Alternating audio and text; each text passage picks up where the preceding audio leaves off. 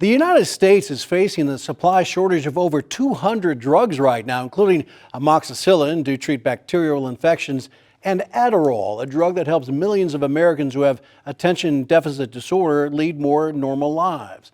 I spoke with Catherine Sweeney with our content partner, State Impact Oklahoma, to learn more about the problem here in our state. Catherine, how does Adderall help people with ADD function better?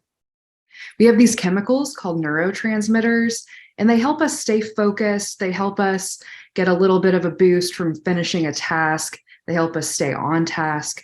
People who have conditions like ADD and ADHD, their brains don't make enough of those transmitters. So medications like Adderall help bump them up to where the rest of us are on a normal day. And it helps them have these things like completing tasks and motivation to get through the day. Why is there a shortage of Adderall in Oklahoma or across the country? You know, a lot of companies have had trouble keeping up with the supply demands that are on them. They have had a lot of issues with supply chains, with worker availability, and that has been one of the major issues that pharmaceutical companies have faced, particularly Teva Pharmaceuticals. They make Adderall and other ADHD medications. They were having terrible workforce shortages, particularly in their packaging facilities. And so they couldn't keep up with that demand. Catherine, Adderall is a Schedule II drug, which means it's highly regulated. How has that impacted the availability of these drugs? These aren't potato chips or frying pans, normal products that we buy every day. They are producing scheduled medications. And because of that, they are facing much tighter federal regulations. The Drug Enforcement Agency puts a cap on how much of these raw materials can be produced every year, and they put a cap on how much companies can produce annually. So let's say a potato chip factory has a really tough problem like this. One company can't produce what they need to, other ones can ramp up to make up for that. That can't happen with these scheduled pharmaceuticals.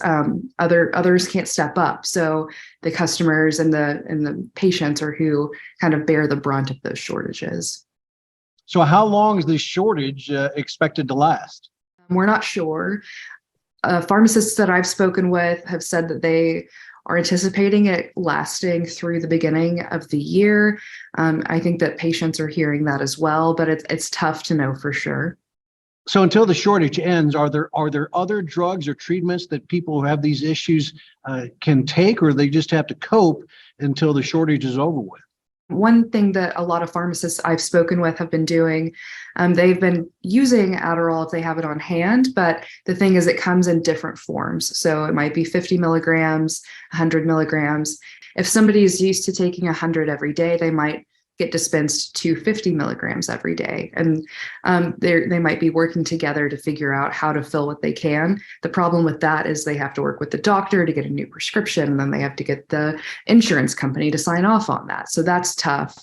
Some people are changing medications if their doctor says that that is a good route for them, because there are similar medications that are not Adderall. Kind of like you said, there are generics. And so there are also treatments for ADHD, ADD that are not stimulant based. And so people might be considering changes with that. But of course, all of this is under medical advisement from their doctors. Catherine Sweeney with State Impact Oklahoma, thanks so very much for the excellent information as always. Thanks for having me, Rich.